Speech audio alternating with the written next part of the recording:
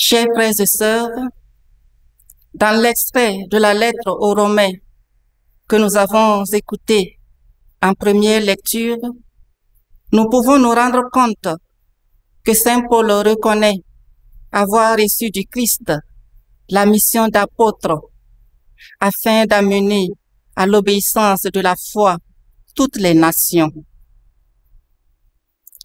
L'obéissance de la foi implique que l'homme se soumette au Dieu qui se révèle et qui lui demande d'obéir à sa volonté. Il n'y a pas de foi sans une soumission radicale à Dieu. Foi et obéissance sont inséparables. La foi s'exprime dans l'obéissance et l'obéissance s'exprime dans la foi. L'obéissance de la foi a manqué aux contemporains de Jésus. C'est pourquoi il les traite de génération mauvaise. Ce sont des contestataires. Ils réclament, avant d'obéir, des signes venant du ciel, des miracles plus convaincants.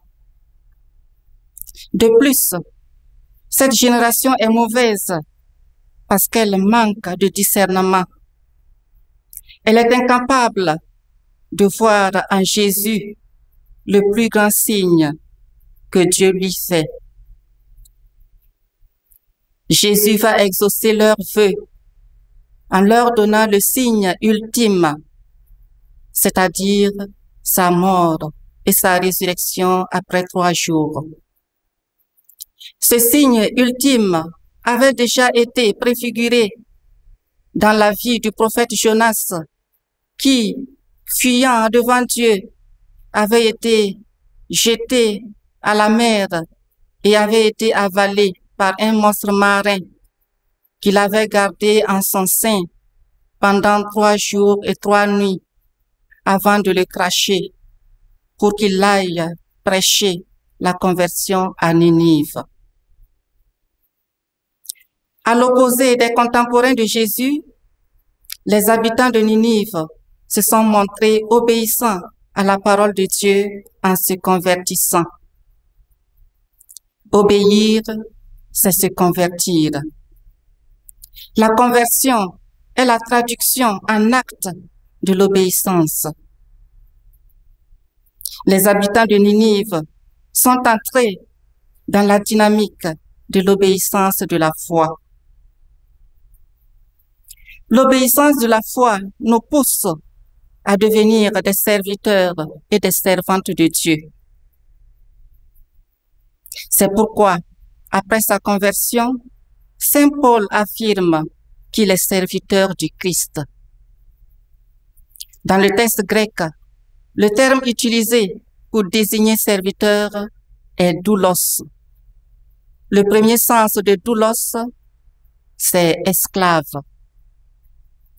À l'époque de Saint Paul, le serviteur était généralement un esclave qui appartenait à son maître et qui était comme tel obligé de le servir et de lui obéir en tout.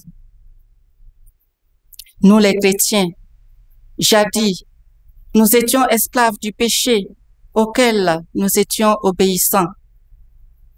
Avec le baptême, nous sommes devenus des esclaves de la justice et de Dieu. C'est dans cette nouvelle forme d'esclavage que se trouve notre vraie liberté d'enfant de Dieu. Notre vraie liberté réside dans l'obéissance de la foi. Devenus membres du Christ par le baptême, nous ne devons servir que lui et n'obéir qu'à lui.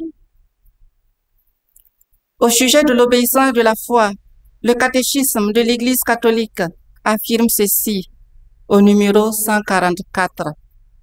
Je cite: « Obéir dans la foi, c'est se soumettre librement à la parole de Dieu écoutée, parce que sa vérité est garantie par Dieu, la vérité même.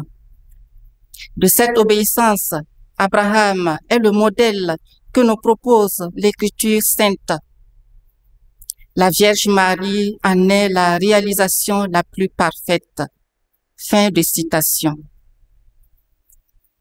La Vierge Marie réalise de la façon la plus parfaite l'obéissance de la foi. Dans la foi, Marie accueillit l'annonce et la promesse apportée par l'ange Gabriel, croyant que rien n'est impossible à Dieu. Et donnant son assentiment, elle accepte de devenir la servante du Seigneur. Elle accepte de traduire en acte son obéissance. Mettons-nous à l'école de la Vierge Marie pour qu'elle nous enseigne l'obéissance de la foi.